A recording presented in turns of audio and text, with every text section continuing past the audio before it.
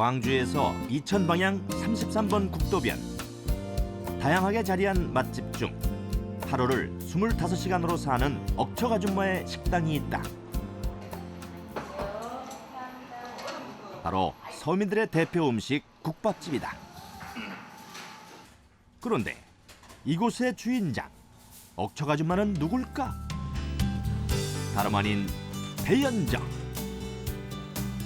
한 시대를 풍미한 원조 얼짱 코미디언이다.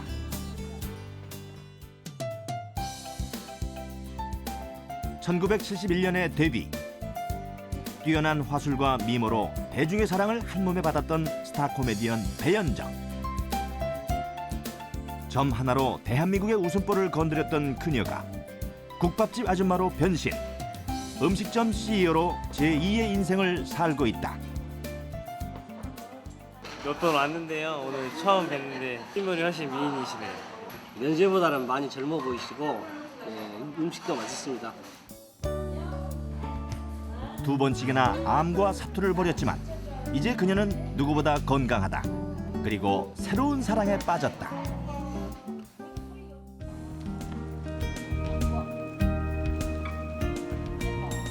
바로 말과 사랑에 빠진 것이다.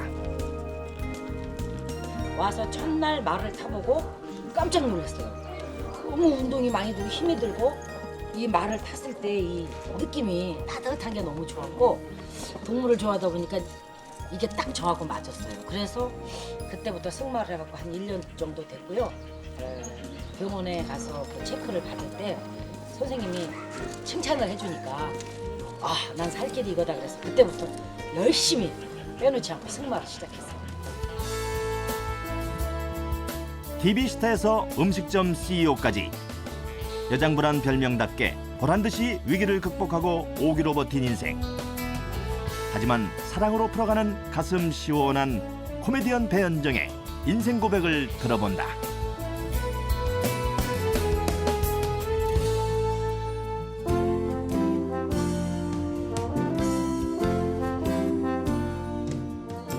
안녕하세요. 네, 안녕하세요. 예, 나는 정말 너무 오래간만에 뵀는데 그러니 말이에요. 어머 세상에 우리가 그대로라 그러면 조금 그렇고요. 아니요. 아니 너무 고우시기 건강하시게 그런데 계시고. 나는 놀랐어요. 무슨 어디 네. 뭐 한 30대나 40대 네. 어디 여성이 아닌가 이렇게 생각이 들 정도로 팽팽해가지고 아유, 계신데 감사합니다. 너무 놀랐습니다.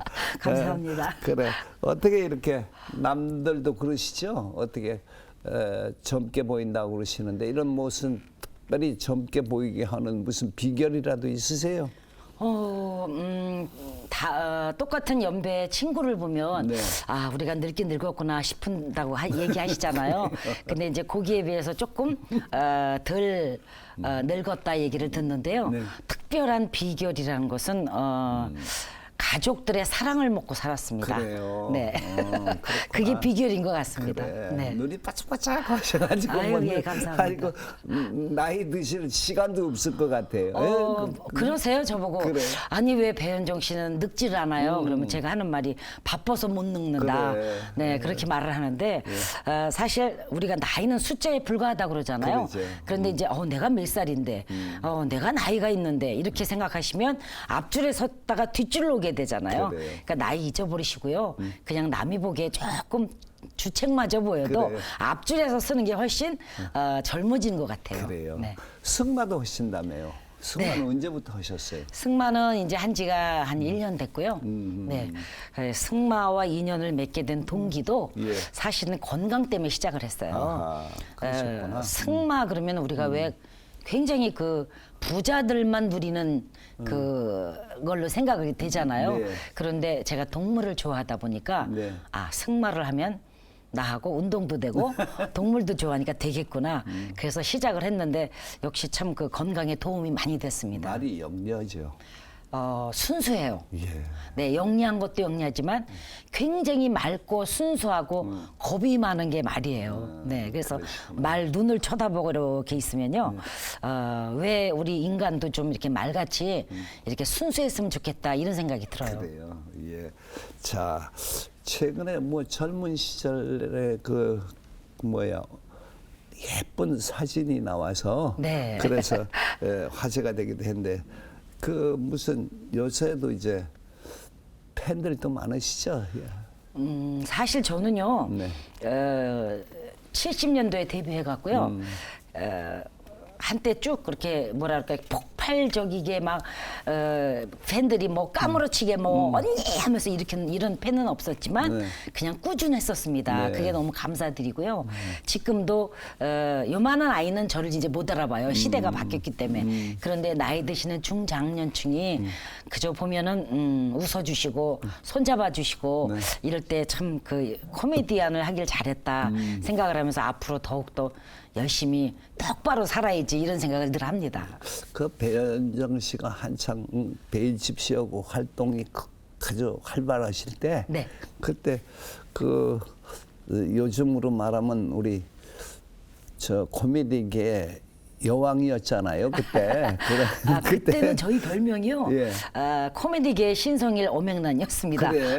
그래서 저도 지금 그 우리 내가 저 마장동에 그 우리 70년대 네. 살았거든요. 예. 새집에 살 때. 네. 그 텔레비전에 그 나오시는 그 배현정 씨와 베일집 씨 이야기를 보면서 얼마나 웃었던지 예. 그 생각을 저도 거기 팬입니다. 아유 감사합니다. 그래. 그래서 원래 데뷔는 어떻게 했어요? 사실 저는 처음에 코미디언 시작을 한 게 아니라요. 처음에는 제가 69년도에 예.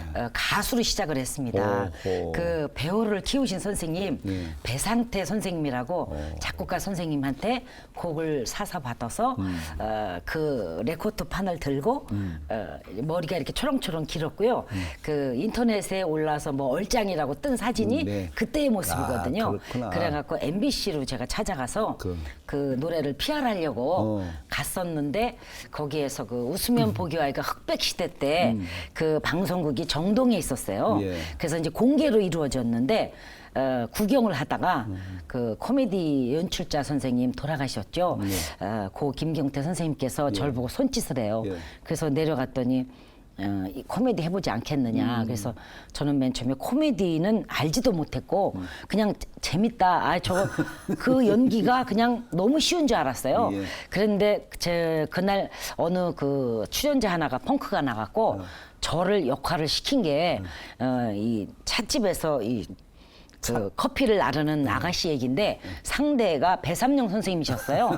그래서 두루마기를 입으시고 이렇게 묶으시고 두루마기를 그 여기다 콜드크림 바른 그 안경 동그란 거 이걸 쓰시고 딸네 집에 닭 2마리를 안고 이제 다방에 앉아 기다리면 이제 따님이 오시는데 그 동안에 제가 나타나서 이제 커피를 주문하는 거예요. 그러니까 이제 제 대사가 할아버지 차 못 드시겠어요? 그러면 배삼룡 선생님 대사가 차? 나 기차 타고 왔어! 이러시면서 그래. 닭에다가 모이를 줘요. 그래. 그러면 제가 닭을 발길로 탁 찬다는 게 배삼룡 선생님의 정강이뼈를 찬 거예요. 그래갖고 그걸 찼으니 가뜩이나 넘어지고 이런 역할을 하시는 분이 얼마나 아프셨겠어요. 그러니까 그 다리를 붙들고 넘어지면서 객석을 다 도르신 거예요.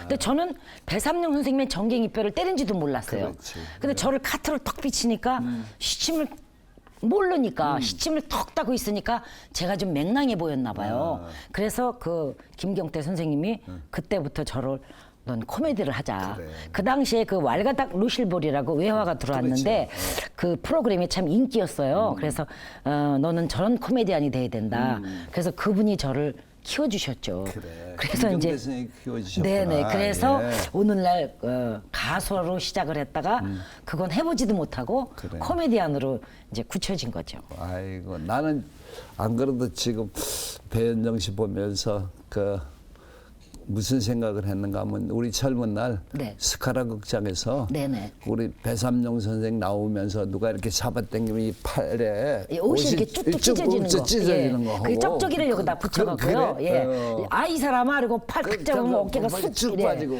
바지가 쑥 벗겨지고. 예. 그래서 그거 보느라고 얼마나 웃었던 것이 생각이 납니다. 그때는 정말 그 소위 얘기하는 요즘에 그 돌 뭐라 그러죠? 젊은 사람들 예. 박 선생님도 그때는 굉장히 박 교수님 젊으셨잖아요. 그렇죠. 네. 내가 우리 좀 조금씩 좀 노실 때. 그럴 때죠. 네. 그래서 우리 친구 중에 그런 네. 그 쇼를 누구 쇼 이렇게 베일즈 무슨 그럼요. 배현정 쇼 하고 이렇게 네, 간판 배삼룡 붙자 쇼 이렇게. 이렇게 붙으면 네. 좋아서 우리가 가고 했는데 네. 이렇게 활동을 하다가 네. 어느 날부터인가 이렇게 좀 뜸한 그런 것이 됐죠. 제가요. 예. 쉽게 얘기하면 요즘 명퇴당한다 그러죠. 어. 그러니까 이제 그때 그 IMF가 일어나면서 그 구조조정이 들어가다 보니까 5천만 원 가지고 프로 하나를 만들 걸 2천만 원으로 만들어라 하니까 소위 이제 계란태가 좀 나가는 사람들은 다 이제 퇴출이 됐어요. 그래서 이제 PD가 어렵게 얘기를 하길래 제가 자발적으로 방송을 쉬겠다. 그리고 이제 돌아서서 집에를 오는데 그때 시절에 이 삐삐가 유행할 때예요. 그렇지. 그리고 또 그 자동차에 그 전화가 이렇게 무기 많은 걸 갖고 다니고 또 집에 전화가 2대씩이 다 바쁘게 울릴 때였었는데 말 한마디에 하루아침에 그 전화도 다 조용해지고 이렇게 너무 그 조용하면 왜 이렇게 사람이 숨통이 이렇게 쪼여 들어오는 기분 있잖아요. 그런 것을 당하면서 이제 실직을 한 거죠. 네, 그랬구나. 97년도에. 그게 보니까 저 웃음을 주는 우리 연예 장르 중에서도 이 개그라든가 코미디라든가 이런 것이 시대에 따라서 조금씩 달라질 때마다 네. 그 사람들이 좀 바뀌고 그러지 않습니까? 그러면요. 네, 유행이 바뀌니까요. 그래서 네. 어쩌다 그래서 음식점은 어떤 생각을 가지고 하셨어요? 사실은 이 음식점이라는 걸 제가 하리라고는 상상도 안 했어요. 네. 저희 어머니가 저 어렸을 때부터 그 음식점을 하셔갖고 이 그릇 닦는 소리를 늘 소음으로 듣고 자라갔고요. 나는 저런 걸 이 다음에 저렇게 안 하리라. 그리고 우리 엄마 같은 인생은 안 살겠다 그랬는데 실직당하고 저희 아이는 유학을 가 있었고 예. 그 당시에 굉장히 중요했어요. 그러니까 아이가 이제 한국으로 올 수 있는 입장도 아니었고 그러니까 어차피 시작한 건 이제 거의 끝나가는데 공부를 하던 거를 마저 시켜야 됐고 또 남편이 하던 일조차 그 IMF 타격을 입어갖고 안 좋으면서 나쁜 일을 한꺼번에 생긴다고 저희 남편이 이제 신경을 써서 그 와사풍이라고 그러잖아요. 이렇게 입 돌아가는 거요. 그것까지 와갖고 이제 집에 있었고 저는 이제 방송국이 또 그렇게 됐고 그래서 가족과 함께 여행을 갔어요. 말로만 가자던 설악산을 말로는 한 300번 갔는데 실제로 한 번도 못 갔기에 핑계김에 식구를 다 싣고 뒤에다가 밥해 먹을 도구를 싣고 일주일을 설악산을 돌아서 여행을 하고 오다가 지금의 그 국밥집을 들어간 거예요. 그 옆에 집은 너무 사람이 많아서 들어갈 수가 없었고 비어있는 집을 들어간 거예요. 그 들어갔는데 그 큰 집에 손님 한 2테이블, 3테이블이 있는데 저도 마음이 참 우울했을 때 아니겠어요. 그런데 그 주인이 국밥을 갖다 주는데 그 주인 아저씨가 너무 건강이 한눈으로 봐도 안 좋아 보이는 그런 모습을 하고 계셨어요. 그래서 저분도 참 마음이 안 좋다 그랬더니 그분이 어떻게 저를 알아보더니 첫 마디가 아휴 자기는 여기 들어와서 3년 동안 다 까먹고 이제 오고 갈 데가 없다. 배현정 씨가 이거 한번 해봐라. 이렇게 얘기를 하더라고요. 예, 그래서 제가 무슨 이런 식당을 해요. 그리고 웃고 돌아왔는데 그날부터 그분의 모습이 지워지질 않았어요.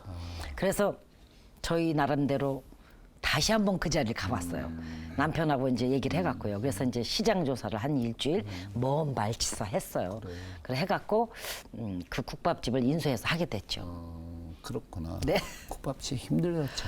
너무 힘들었죠. 제가 거기 들어가서 할 때요. 안 해봤던 걸 하니까 그 육신적으로 힘든 것보다는 그 동네에서 이제 말하자면 타지에서 들어와서 거기 국밥집이 여러 집이 붙어 있었어요. 그런데 이제 제가 들어가니까 서로 경쟁이죠. 자기네 서민 죽이려고 들어왔다. 나가라. 그래갖고 뭐 그 텃세라고 그럴까요? 그렇죠. 처음에는 그런 게 많았어요. 그래서 한 5년 동안은 굉장히 고생을 했고요. 그러다가 제가 그렇다라면 나는 여기서 한번 왜 사람이 강해지는 거 있잖아요. 그래요. 뿌리를 한번 여기다 그러면 박아버리겠다. 그래서 서울에서 다 팔아가지고 국밥집으로 들어가서 가게 옆에다 집도 하고 처음엔 출퇴근을 했어요. 몇 년을. 여관잠도 잤고요. 그러다가 이제 안 되겠길래 이제 거기다 뿌리를 딱 내리고 이렇게 뭐 좀 사고 이러다 보니까 그게 평정이 돼갖고 벌써 15년이 됐습니다. 참 네. 힘드셨겠다, 그죠? 네, 그 손님한테 매일매일 이거 대화해드리는 것도 힘들었지만 처음에 국밥을 끓일 때 많은 양을 끓이는 거, 김치 깍두기를 많은 양을 한꺼번에 하는 것이 참 힘들었어요. 그래서 그걸 제가 다 하면서 여기 이제 팔이 인대가 늘어나더라고요. 그래서 여기를 뼈주사를 3번씩 맞고 의사 선생님이 더 이상 오지 말아라. 이제는 여기는 수술을 하지 않으면 안 된다. 그리고 잠을 하루에 정말 3시간, 4시간 잤어요. 그 남편하고 가마솥에 그 국 끓여서 앉혀놓고 시계 타이머를 달아놓고 둘이서 새벽 시장을 나가서 야채 이런 걸 사고 그 왜 길에서 파는 커피 있잖아요. 그거 한 잔을 딱 사 먹고 돌아올 때 이게 바로 사람 사는 맛이다. 새벽부터 이렇게 사람 살겠다고 시장에 모인 사람들. 여태까지 난 편히 살았구나. 그러면서 뿌듯하기도 했지만 부부가 손 붙들고 울기도 많이 울었고요. 그래요? 또 아침 내내 밥을 먹다가 아침밥을 저녁에 먹을 때가 있어요. 그래서 깍두기에다 물 말아서 밥을 씹는 게 아니라 이렇게 훌훌 집어넣으면서 서러워서 울었어요. 근데 그게 몇 년 세월이 흐르니까요. 참 그동안에 서럽다고 울은 게 사치였다. 내가 바빠서 밥을 못 먹었으니 얼마나 행복하냐. 이렇게 그 생각을 바꾸니까 행복해지더라고요. 그렇구나. 아이고, 참 음식점 경영이라는 것이 사실은 남 입맛 맞추기가 그렇게 쉽겠습니까? 네. 나는 그런 생각이 드는데 네. 그래 뒤돌아보면 그 이제 데뷔해서 지금 이렇게 음식점을 하고 있는 오늘까지 네. 그 굽이굽이 돌아오는 사이에 내가 어떻게 이렇게 지탱할 수 있었던가 하는 생각이 나시죠? 가끔 가다요. 야, 내가 그때 신이 들렸었나? 어떻게 그걸 해냈을까? 이 생각도 할 때 있어요. 그런데 그 생각이 들을 때에는 우리가 등 따시고 배불러진다고 그러잖아요. 초심이 아니었기에 그런 생각을 하는 것 같아요. 그래서 지금도 제가 이제 이렇게 돌아다니면서 저걸 어떻게 했나 하는 건 그거는 하나의 핑계고 이 세상에 무엇도 인간은 못한다는 소리를 할 수가 없다. 그래. 하면 된다. 이 말을 항상 저기 내싣고 있습니다. 네. 이렇게 우리 배현정 저 코미디언은 아주 목소리도 칵칵하고 똑똑하듯이 살아온 길도 그렇게 살아왔지만 아유. 그렇게 지나온 길 속에 그래도 배현정 씨가 서 있을 수 있고 누울 수 있고 갈 수 있는 길을 어떻게 지나왔는가 그 고백의 대상은 누구인가 하는 것을 오늘 한번 화면으로 보시죠.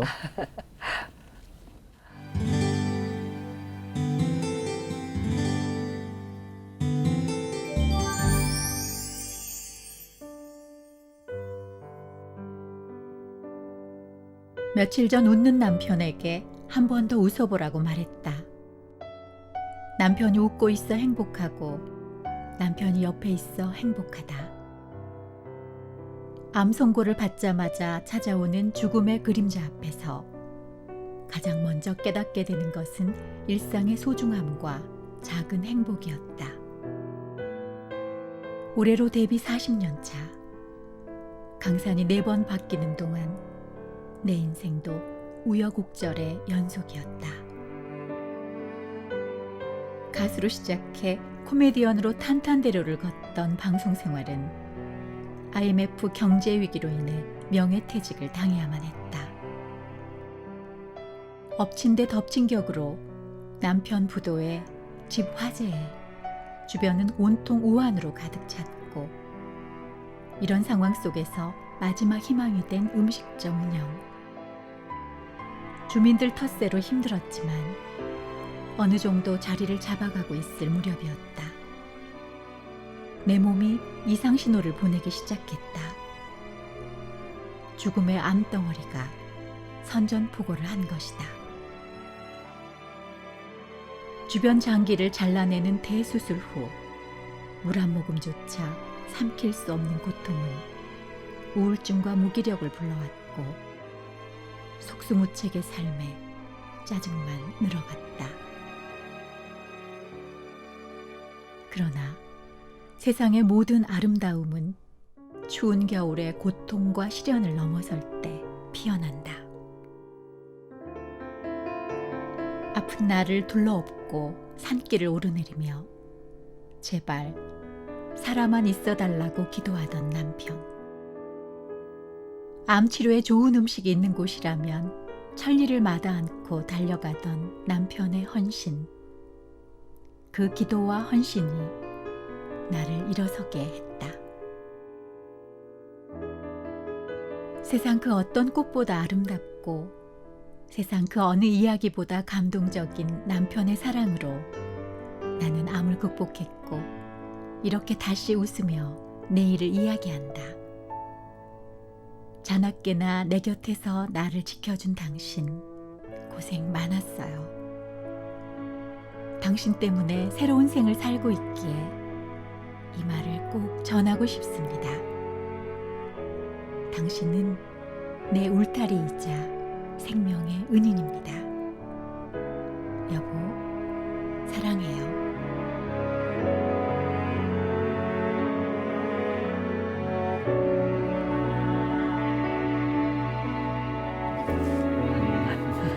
너무 슬프네요. 별명씩 이렇게 되니까 아이고.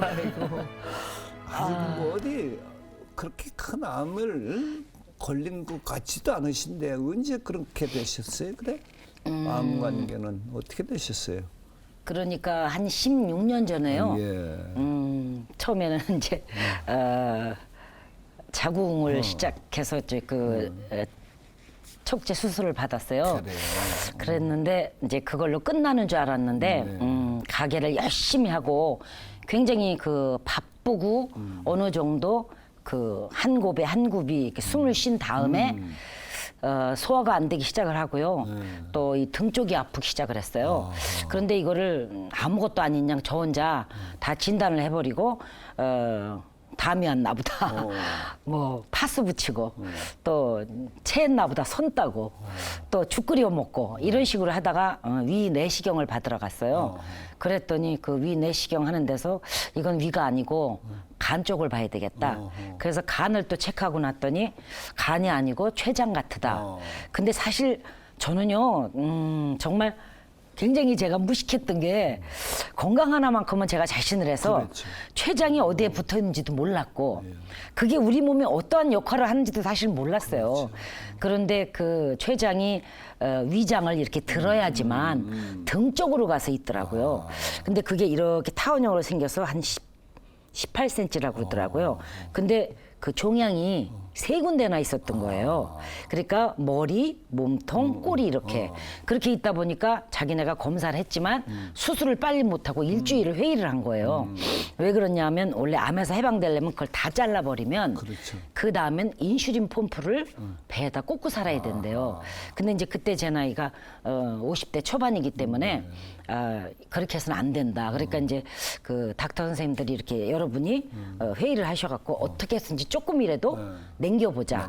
그래서 이제 그 여러 과가 들어가서 수술을 하는데 저희 남편이 저한테 조금 이렇게 종양이 있는데 그냥 그건 뜯어내면 된다. 근데 저한테 얘기를 안 했기 때문에 저는 그렇게 심각한지도 몰랐어요.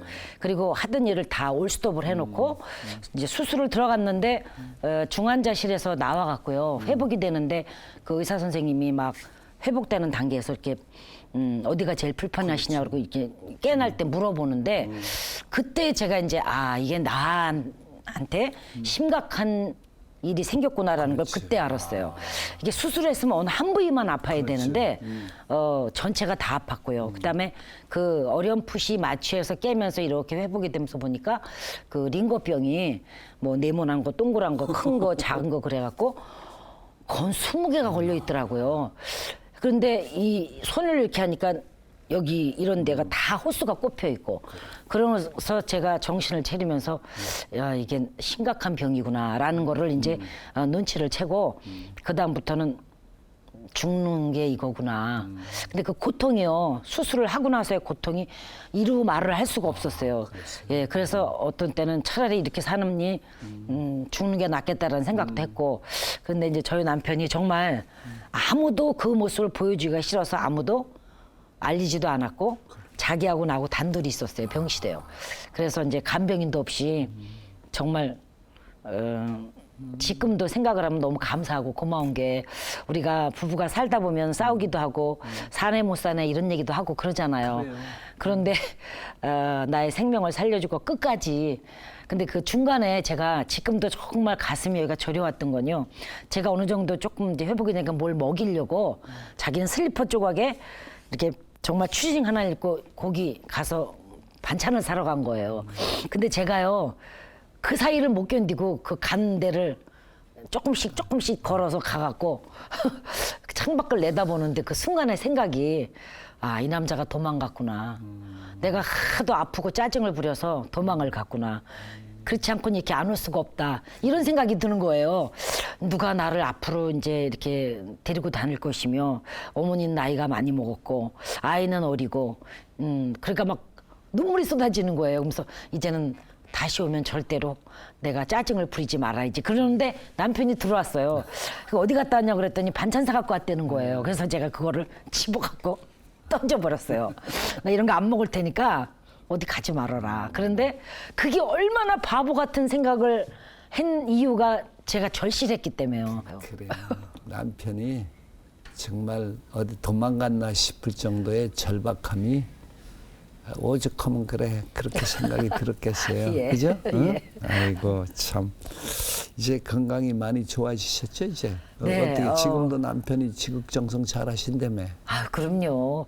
지금도 뭐 저라면은 껍복 죽고 또 저희들이 사실 산에 그렇게 많이 안 오르내렸는데요. 이제 수술하고 나서부터 산에 다니기 시작했고 그 이제 항암 역할을 하는 그 음식물이라면 예. 꼭 산에 가서 뜯어다가 그거를 또 사계절 먹어야 된다고 살짝 자기가 또 이제 아는 사람한테 배워서 냉동을 아주 냉장고 하나를 따로 사갖고 거기다 이제 버섯부터 시작해서 1년치 먹을 양을 저장을 해요. 그래서 이제 해다 주고 이럴 때마다 그리고 저는 잠자고 있어도 아침이면 자기가 일어나서 이 혈당 검사 그 하는 시간에 딱 해서 해주고 그러다 보니까 은인이죠 뭐. 네. 참 어떻게 처음엔 어쩌다가 그렇게 결혼을 하게 됐어요 그래? 처음 남편을 만나게 된 게. 차 사고가 났어요. 그러니까 저쪽 편에서 오던 차가 이렇게 그 중앙분리대를 박으면서 거기서 그 튀어온 돌멩이가 저희 유리를 깼어요. 그래갖고 그걸 도와주다 보니까 인연이 된 거예요. 그래서 맨 처음엔 뭐 서로 뭐 그런 생각을 전혀 안 했었는데 참 사람이 그 자상하고 또 뭐라 그러나 제가 아버지가 안 계시기 때문에 그 우리 집에는 남자 신발이 없었거든요. 그런데 그 자상하게 이렇게 해주는 그게 뭐 아빠 같고 연인이고 또 오빠 같고 이런 게 다 합류가 돼 갖고 그래서 이제 지금까지 온 것 같아요. 그래요?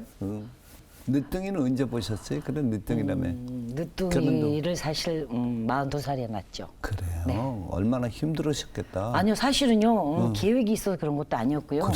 큰애 낳고 사실 이제 방송국에 막 그 전성기를 누비고 있었기 때문에 그렇죠. 정말 시간이 없었어요. 그러다가 이제 또 차일피일 미루다 보니까 또 갖고 싶다 할 때는 또 임신이 안 됐었어요. 그래서 병원은 몇 군데 다녔었는데 뭐 원인 불명의 불임이다 이렇게 얘기하잖아요. 그랬는데 어느 날 그 늦둥이가 생겨가지고 예. 낳는데 잘한 것 같습니다. 그래요? 네. 남편이 이제 건강을 위해서 뭐 딴 거 이제 음식뿐만 아니라 뭐 다른 것도 더러 권유하고 하신다는데. 네, 이제 그 자꾸만 그 갱년기도 되고요. 그래요. 내가 정상임 같지 않고 지금도 3개월에 한 번씩 병원을 다니면서 체크하고 약 타고 그러는데 정말 병원 갈 때는 매일같이 시험 보러 가는 기분이에요. 가서 모든 치수가 수치가 좋다 그러면 나올 때 굉장히 신나는데 또 이게 다 안 좋아졌다 그러면 막 차 타고 오면서 내가 뭘 잘못했나, 운동을 어떤 걸 안 했나, 어떤 음식을 안 먹을 걸 먹었나 이런 생각하고 그러거든요. 그랬더니 그런 거 떨쳐버리고 운동을 해야 된다. 그럼 운동이라는 게 사실 저희 나이에 뭐 수영, 그래. 뭐 등산 이거밖에 없었잖아요. 근데 이게 하다 보니까 너무 단조롭더라고요. 근데 재미도 있고 좀 뭐가 이렇게 성취욕도 좀 있어야 되니까 저희 남편이 이제 승마를 하라고 그래서 처음엔 제가 그 부자나 하는 걸 내가 왜 하느냐, 돈도 없는데. 그래. 그래서 이제 승마를 해보니까 생각보다 그렇게 돈이 많이 들질 않아요. 그래서 이제 승마 시작하고 그 해에 오토바이를 했어요. 마이크를요. 근데 사실은 이 마이크는 저보다 저희 남편이 좋아하는 건데 저는 사실 그 바이크를 타는 사람조차 제가 싫어할 정도로 싫어했어요. 무섭잖아요. 네, 그 소리가 무서워요. 그렇죠. 일단은 그런데 그거를 배우라고 하니까 아 내가 여태까지 남편 말을 안 들었었는데 네. 그래 한 번쯤은 들어줄 필요도 있고 나도 한번 이거 한번 도전해 보자 이 생각이 들더라고요. 예. 그래서 마이크도 하고 또 스키도 아이고. 그 동안은 무서워서 못 탔다가 스키도 탔고요. 예. 또 저기 경비행기요. 예. 네, 그것도 한번 도대체 하늘에 뜨는 비행기는 어때서 저런 사람들은 뭐 특별나서 저거를 운전할까? 예. 그래서 경비행기도 저 시아오 쪽에 가서 예. 또 좀 하고요. 또 이제 올 여름에 시도하는 거는 이제 요트 있잖아요. 예. 그 요트 운전 그래요. 우리 가족을 탁 태우고 요트에서 탁 멋있게 우리 어머니 사랑하는 가족이 다 있는 데서 멋있게 한번 운전을 좀 하고 그게 하고 싶어서 올여름에 이제 그걸 도전합니다. 이렇게 우리 배현정 씨 지나온 기루에서 이렇게 지금 말한 그 수많은 가지수의 네. 운동이랄까 이게 그리고 음식도 그렇고 이게 남편이 뒤에서 잡아주고 앞에서 끌어주고 그러면요. 그리고 외로울 때 옆에 있어주고 네. 그래서 도망갈까봐 겁냈던 네. 그 참 어려웠던 시절도 함께 해주고 한 예. 덕택 아니겠습니까? 네. 참 그래서 오늘은 이 시간에 네. 남편한테 네. 그 여기 계시다고 생각하고 예. 남편한테 정말로 마음속에서 우러나오는 네. 그런 고백을 한번 해보실래요? 예. 사실 제가 제일 못 견뎌하는 게 이런 거였어요. 그래. 제가 생긴 거와는 달리 애교도 없고 그래요. 또 말도 이렇게 곰살맞게 여자답게 할지도 모르고 그래요. 이랬는데 표현을 하니까 좋아하더라고요. 예. 근데 저 혼자 마음속에 갖고 있는 것보다 역시 이제 나이가 있으니까 표현하는 게 좋을 것 같아서 하겠습니다. 한번 해보세요. 힘든 세월 같이 살아주면서 당신이 짜증 부리면 내가 받아주고 또 내가 짜증 내면 또 당신이 또 받아주고 이렇게 탁구 핑퐁 같이 왔다 갔다 하면서 살아온 세월이 꽤 되네요. 그런데 사실은 마누라가 너무 속썩이는 마누라, 애간장 녹이는 마누라다 보니까 어떤 때는 미안하기도 하고 또 너무 아프다는 말을 많이 해서 염치 없을 때도 있고 그래서 참 나 혼자 고가울 때도 있었는데 이쯤에 세월이 오니까 정말 당신이 진심 어리게 그 간호해주면서 날 보고 하는 말 병신이 돼도 좋으니까 옆에서 오래만 있어라 이 말을 했을 때 나의 가슴속이 뭉클했었어요. 근데 표현을 못했습니다. 제가 할 수 있는 얘기는 앞으로 더욱더 잘하고 이 세상에 태어나서 내세에 다시 한번 만날 기회가 있으면 당신을 또 만나겠습니다. 그리고 정말 진심으로 감사하고 고맙고 사랑합니다.